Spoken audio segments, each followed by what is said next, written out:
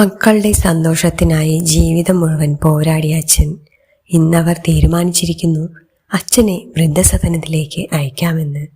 പക്ഷേ അവർ ആരും കരുതാത്ത ഒരു എട്ടിൻ്റെ പണി ഇതിനോടകം തന്നെ അച്ഛൻ അവർക്ക് വേണ്ടി കരുതിയിരുന്നു. മക്കൾ 3 പേരും പതിവില്ലാതെ കൂടുതൽ സ്നേഹം കാണിച്ചപ്പോൾ അരവിന്ദാക്ഷന് സംശയമായി. എങ്കിലും തനിക്കുള്ള സംശയം മുഖത്ത് പ്രകടിപ്പിക്കാതെ അരവിന്ദാക്ഷൻ നിന്നു. അച്ഛാ, അച്ഛൻ മരുന്ന് കഴിച്ചായിരുന്നോ? ഞാൻ എടുത്തു തരട്ടെ? മൂത്ത മകൾ സുമതി അച്ഛനോട് ചോദിച്ചു. അമ്മയുണ്ടായിരുന്നപ്പോൾ എല്ലാം അവൾ കൃത്യസമയത്ത് എടുത്തു തരുമായിരുന്നു. അവൾ പോയതോടെ എല്ലാം ഒറ്റയ്ക്ക് ചെയ്യാൻ ഞാൻ ശീലിച്ചു മോളെ. എന്നും നിങ്ങൾ എൻ്റെ കൂടെ ഉണ്ടാവില്ലല്ലോ. അതുമല്ല, ആരെയും ബുദ്ധിമുട്ടിക്കാതെ ഇനിയുള്ള കാലം കഴിയണമെന്ന് ഞാൻ തീരുമാനിച്ചതാ. വയ്യാതാവുമ്പോൾ മോള് നോക്കിയാൽ മതി. തൻ്റെ ചോദ്യം അച്ഛനെ സന്തോഷിപ്പിച്ചു എന്ന തെറ്റിദ്ധാരണയിൽ സുമതി അവിടെ നിന്നും പോയി. പുറകെ സേതു അങ്ങോട്ടേക്ക് കയറി വന്നു. അച്ഛാ, ഞാൻ പുറത്തു പോകുന്നുണ്ട്. അച്ഛന് എന്തെങ്കിലും വാങ്ങിക്കണോ? വേണ്ട മോനെ, എനിക്ക് പ്രത്യേകിച്ചൊന്നും വാങ്ങിക്കാനില്ല. പച്ചക്കറിയും മറ്റും നമ്മുടെ തൊടിയിൽ തന്നെ ഞാൻ വച്ചു പിടിപ്പിച്ചിട്ടുണ്ട്. പിന്നെ അച്ഛനിപ്പോ ആരോഗ്യമുണ്ടല്ലോ. രാവിലെ ചായ കുടിക്കാൻ കുട്ടനായുടെ കടയിൽ പോകുമ്പോൾ ആവശ്യമുള്ളതെല്ലാം ഞാൻ വാങ്ങിക്കാറുണ്ട്. ഡ്രസ്സുകളാണേൽ ഇപ്പോൾ എടുക്കാത്ത 3-4 ജോഡി അലമാരയിൽ ഇരിക്കുന്നുണ്ട്. അതുകൊണ്ട് മോൻ പുറത്തുപോയി വാ, എനിക്കൊന്നും വേണ്ട. അടുത്തത് ഇളയ മകൾ ശ്രീമതിയുടെ ഊഴമായിരുന്നു. അച്ഛാ, ഇന്ന് ഞാൻ അച്ഛൻ്റെ കട്ടിലിന് താഴെ പായ വിരിച്ച് കിടക്കാം. രാത്രി അച്ഛൻ എന്തെങ്കിലും ആവശ്യം വന്നാലോ? വേണ്ട മോളെ, നിലത്ത് കിടന്ന് നിനക്ക് ശീലമില്ലാത്തതല്ലേ. നീ അപ്പുറത്തെ നിന്റെ മുറിയിൽ കിടന്നാൽ മതി. എനിക്ക് എന്തെങ്കിലും ആവശ്യമുണ്ടെങ്കിൽ ഞാൻ വിളിച്ചോളാം. വെറുതെ ശീലമില്ലാത്ത കാര്യങ്ങൾ ചെയ്ത് നിനക്ക് അസുഖം വരുത്തി വെക്കണ്ട. ശരി അച്ഛാ, എങ്കിൽ ഞാൻ അപ്പുറത്തെ മുറിയിലുണ്ടാവും. എന്താവശ്യമുണ്ടെങ്കിലും അച്ഛൻ വിളിച്ചാൽ മതി. അവൾ റൂമിൽ നിന്നും പുറത്തിറങ്ങിയപ്പോൾ അരവിന്ദാക്ഷൻ റൂമിന്റെ വാതിൽ പതിയെ ചാരി. മക്കളെല്ലാവരും റൂമിൽ നിന്നും പോയ ശേഷം അരവിന്ദാക്ഷൻ കട്ടിലിൽ ഇരുന്ന് ആലോചിച്ചു. സുമതിയും ശ്രീമതിയും കല്യാണം കഴിഞ്ഞു പോയതിനു ശേഷം അവരുടെ ലോകം അതായി. വല്ലപ്പോഴും അച്ഛനെ വന്ന് കാണുന്നതല്ലാതെ അച്ഛൻ ഒറ്റയ്ക്കല്ലേ എന്നും വിളിച്ച് സുഖവിവരമെങ്കിലും അന്വേഷിക്കണം എന്ന ചിന്ത പോലും അവർക്കില്ലാതായി. മകൻ സേതുവാണേ പണക്കാരി പെണ്ണിനെയും കെട്ടി ജനിച്ചു വളർന്ന വീടും നാടും ഉപേക്ഷിച്ച് ഭാര്യ വീട്ടിൽ താമസം തുടങ്ങി. അച്ഛനെക്കുറിച്ച് അവനും ഒന്നും അറിയണ്ട. ഇന്നിപ്പോ അവർ 3 പേരും ഒരുമിച്ച് വന്നിട്ടുണ്ടെങ്കിൽ അതിനു പിന്നിൽ മറ്റെന്തോ ദുരുദ്ദേശമുണ്ടാവണം. പെട്ടെന്ന് 3 പേർക്കും ഒരുമിച്ച് അച്ഛനോട് സ്നേഹം പൊട്ടിമുളച്ചിരിക്കുന്നു. എന്തായാലും നോക്കാം, അവരുടെ ഉദ്ദേശം എന്താണെന്ന് അറിയട്ടെ. അരവിന്ദാക്ഷൻ ഓരോന്നാലോചിച്ചു കട്ടിലിൽ കിടന്നു. സേതുവും സുമതിയും ശ്രീമതിയും ഊണുമേശയിൽ അച്ഛനെയും കാത്തിരിക്കുന്നു. അച്ഛനെ വൃദ്ധസദനത്തിലേക്ക് മാറ്റിക്കഴിഞ്ഞാൽ ഈ വീട് ഷെയർ ചെയ്യാം, സുമതി പറഞ്ഞു. അതെ, എല്ലാ പ്രോപ്പർട്ടീസും ഷെയർ ചെയ്യാം. ഒരാൾക്ക് കൂടിപ്പോയി മറ്റേയാൾക്ക് കുറഞ്ഞുപോയി എന്ന് പറഞ്ഞ് നമ്മൾ തമ്മിൽ വഴക്കിടണ്ടല്ലോ. അച്ഛൻ്റെ ബാങ്ക് അക്കൗണ്ടിലും പൈസ കാണും. ഇനിയിപ്പോൾ അച്ഛന് വേറെ ചിലവൊന്നുമില്ലല്ലോ, അതും നമുക്ക് വീതിച്ചെടുക്കാം. പിന്നെ ഈ ഏക്കർ കണക്കിനുള്ള സ്ഥലവും കൂടി വീതിച്ചു കിട്ടിയാൽ നമുക്ക് ജീവിതം അടിച്ചു പൊളിക്കാം. പക്ഷേ ആദ്യം അച്ഛനെ കൊണ്ട് സമ്മതിപ്പിക്കണം വൃദ്ധസദനത്തിലാക്കാൻ. സ്നേഹത്തോടെ അച്ഛനോട് പറഞ്ഞാൽ അച്ഛൻ സമ്മതിക്കും, എനിക്കുറപ്പാ, ശ്രീമതി പറഞ്ഞു. ഇവിടെ അടുത്തു തന്നെയുണ്ട് ഒരു വൃദ്ധസദനം, അവിടെ ആക്കാം. സാന്ത്വനം എന്നോ മറ്റോ ആണ് പേര്. അതാവുമ്പോൾ അച്ഛന് നാട് വിട്ടു പോകുന്നു എന്ന തോന്നലും ഉണ്ടാവില്ല. സമ്മതിപ്പിച്ചെടുക്കാൻ എളുപ്പവുമാവും. മക്കൾ 3 പേരും തന്നോട് ഈ സ്നേഹപ്രകടനമെല്ലാം നടത്തിയത് ഇങ്ങനെ ഒരു ആഗ്രഹം മനസ്സിൽ വെച്ചുകൊണ്ടാണെന്ന് അവരുടെ സംസാരം ഒളിഞ്ഞു കേട്ടു നിന്ന അരവിന്ദാക്ഷന് മനസ്സിലായി. ഉള്ളിൽ ഹൃദയം തകരുന്ന വേദനയുണ്ടായിട്ടും അരവിന്ദാക്ഷൻ ഒന്നും പുറത്തു കാണിക്കാതെ മക്കളുടെ മുന്നിലെത്തി. മക്കള് കഴിച്ചില്ലേ? ഇല്ല അച്ഛാ, ഞങ്ങൾ അച്ഛനെ കാത്തിരിക്കുമായിരുന്നു. അവർ ഒരുമിച്ചിരുന്ന് ഭക്ഷണം കഴിക്കുന്നു. ജാനകി മരിച്ചതിനു ശേഷം ആദ്യമായാണ് മക്കൾ 3 പേരും തന്നോടൊപ്പം ഇരുന്ന് ഭക്ഷണം കഴിക്കുന്നത്. അരവിന്ദാക്ഷൻ ഓർത്തു. തന്നെ വൃദ്ധസദനത്തിലാക്കി ഈ സ്വത്തുക്കൾ മുഴുവൻ അവർ വീതിച്ചെടുക്കാൻ പ്ലാൻ ചെയ്യുന്നത് അറിഞ്ഞിട്ടും അരവിന്ദാക്ഷൻ അവരോട് അതേക്കുറിച്ചൊന്നും ചോദിച്ചില്ല. നിങ്ങൾ ഇവിടെ കുറച്ചു ദിവസം കാണുമോ മക്കളെ? ഇല്ലച്ചാ, ഞങ്ങൾക്ക് പെട്ടെന്ന് തന്നെ തിരിച്ചു പോകണം. ഇല്ലെങ്കിൽ അവിടുത്തെ കാര്യങ്ങളെല്ലാം കൊഴിഞ്ഞു മറിയും, സുമതി പറഞ്ഞു. ഒരാഴ്ച ഞങ്ങൾ ഇവിടെ കാണുമച്ചാ, ശ്രീമതി പറഞ്ഞു. ഈ നാടും നാട്ടാരെയുമൊക്കെ കണ്ട് അടുത്ത ആഴ്ചയെ ഞങ്ങൾ പോകുന്നുള്ളൂ അച്ഛാ, സേതു പറഞ്ഞു. ഇതെല്ലാം കേട്ട് മക്കളുടെ കപട സ്നേഹമാണിതെന്ന് തിരിച്ചറിഞ്ഞ അരവിന്ദാക്ഷൻ ഉള്ളിൽ അവരെ പുച്ഛിച്ചു ചിരിച്ചു. പിറ്റേന്ന് ഭക്ഷണമെല്ലാം കഴിച്ച് അരവിന്ദാക്ഷൻ പുറത്തുപോയി. ആ തക്കത്തിന് സുമതിയും സേതുവും ശ്രീമതിയും അവർക്ക് വേണ്ട ഭാഗങ്ങൾ ഏതൊക്കെയാണെന്ന് ചർച്ച ചെയ്ത് തീരുമാനിക്കുകയായിരുന്നു. മുന്നിൽ ഏക്കർ കണക്കിന് നിരന്നു കിടക്കുന്ന സ്ഥലം അവരുടെ കണ്ണ് തള്ളിച്ചു. അച്ഛൻ സമ്പാദിക്കാൻ അറിയാവുന്ന ആളായിരുന്നു. മക്കൾക്ക് വേണ്ടി ഉണ്ടാക്കി വെക്കാൻ പറ്റുന്നതിന്റെ പരമാവധി സ്വത്ത് ഉണ്ടാക്കി വെച്ചിട്ടുണ്ട്. ഇതൊന്നും അച്ഛന് പാരമ്പര്യമായി കിട്ടിയതല്ല. ഇത്രയും നാൾ നമ്മൾ ഇതൊന്നും ചോദിച്ചു വന്നിട്ടില്ലല്ലോ. ഇനി അച്ഛന് ഇതിൻ്റെയൊന്നും ആവശ്യമില്ല. നമ്മൾ ചോദിച്ചാൽ അച്ഛൻ സന്തോഷത്തോടെ നമുക്കിതെല്ലാം തന്ന് വൃദ്ധസദനത്തിലെ വൃദ്ധന്മാർക്കൊപ്പം സന്തോഷത്തോടെ കഴിഞ്ഞോളും. നമുക്ക് ഇന്ന് തന്നെ അച്ഛനോട് കാര്യങ്ങൾ സംസാരിക്കാം. അതെ, ഇനി വൈകിപ്പിക്കണ്ട, സേതു പറഞ്ഞു. സ്വത്തിന്റെ കാര്യമായോണ്ടാ ശാലിനി എന്നെ ഇങ്ങോട്ട് വിട്ടത്. പെട്ടെന്ന് തന്നെ തിരിച്ചെത്തണമെന്ന് പറഞ്ഞ അവൾ എന്നെ ഇങ്ങോട്ട് അയച്ചത്. ഞങ്ങൾക്കും പെട്ടെന്ന് തിരിച്ചു പോകണം ഏട്ടാ. മക്കളെ വിട്ടല്ലേ ഞങ്ങൾ വന്നിരിക്കുന്നേ. എന്തായാലും ഇന്ന് തന്നെ നമുക്ക് ഇതിനൊരു തീരുമാനമാക്കാം, എല്ലാവരും മനസ്സിലുറപ്പിച്ചു. വൈകുന്നേരം അരവിന്ദാക്ഷൻ ഉമ്മറത്ത് ചാരുകസേരയിൽ ഇരിക്കുകയായിരുന്നു.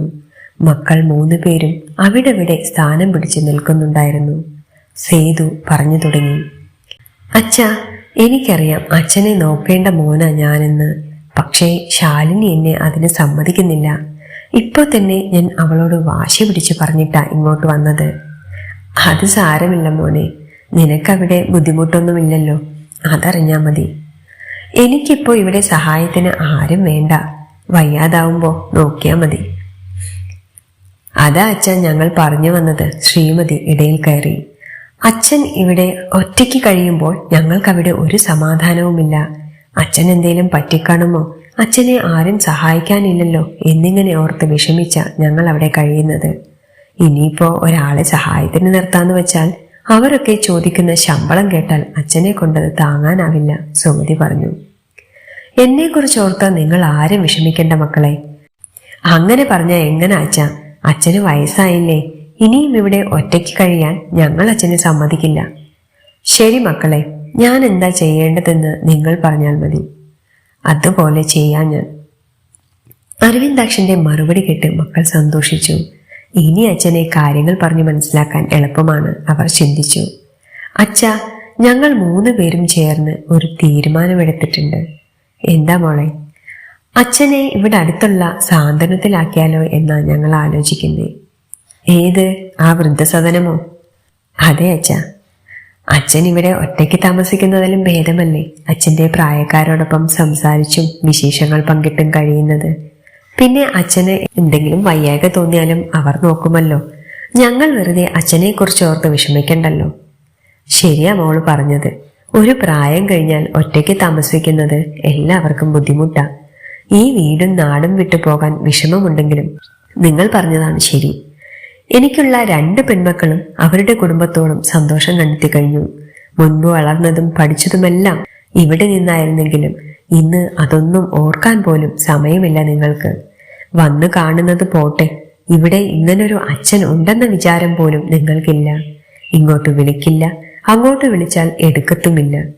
നിങ്ങളുടെ തിരക്ക് നടക്കട്ടെ എന്ന് ഞാനും വിചാരിച്ചു. തിരക്കൊഴിയുമ്പോൾ നിങ്ങൾ വിളിക്കുമല്ലോ എന്ന് വിചാരിച്ച് സ്വയം ആശ്വസിച്ചു.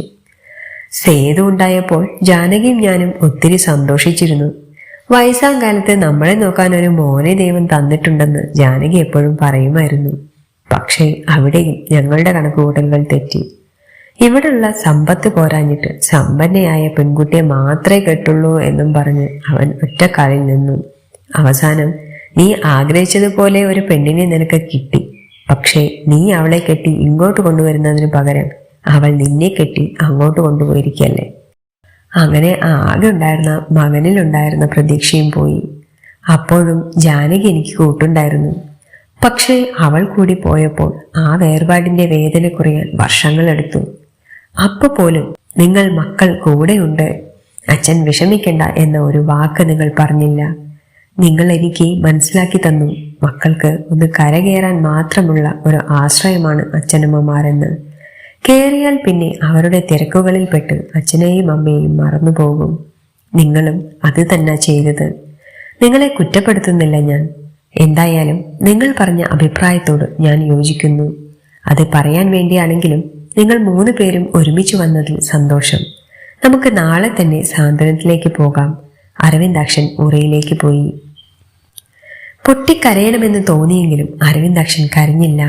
തന്നെ വേണ്ടാത്ത മക്കളെക്കുറിച്ചോർത്ത് താൻ എന്തിനു കരയണം?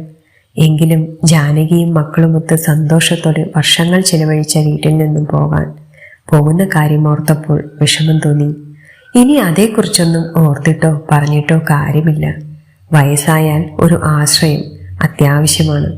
അതിന് മക്കൾ തയ്യാറല്ലെങ്കിൽ സാന്ത്വനം പോലുള്ള സ്ഥാപനങ്ങളെ ആശ്രയിക്കേണ്ടി വരും. വിഷമത്തോടെ ഓരോന്നോർത്ത് അരവിന്ദാക്ഷൻ കിടന്നു. പുറത്ത് മക്കൾ അപ്പോഴും ചർച്ചയിലായിരുന്നു. സ്വത്തിന്റെ കാര്യത്തിൽ കൂടി ഒരു തീരുമാനമാക്കേണ്ടതായിരുന്നു. സേതു പറഞ്ഞു. എല്ലാം ഒറ്റയടിക്ക് പറയാതിരിക്കുന്നതാ നല്ലത്. അച്ഛനെ സാന്ത്വനത്തിൽ കൊണ്ടാക്കി നമുക്ക് ഇടയ്ക്കൊന്ന് പോയി കാണാം. അച്ഛൻ അവിടെ എല്ലാവരുമായി പൊരുത്തപ്പെട്ട് കഴിയുമ്പോൾ നമുക്ക് പതിയെ ഇക്കാര്യങ്ങൾ അവതരിപ്പിക്കാം, സുമതി പറഞ്ഞു. അത് മതിയേട്ടാ, ശ്രീമതി അഭിപ്രായപ്പെട്ടു. അച്ഛൻ ഇത്ര പെട്ടെന്ന് സമ്മതിക്കുമെന്ന് പോലും കരുതിയതല്ല. അത് നടന്നില്ലേ?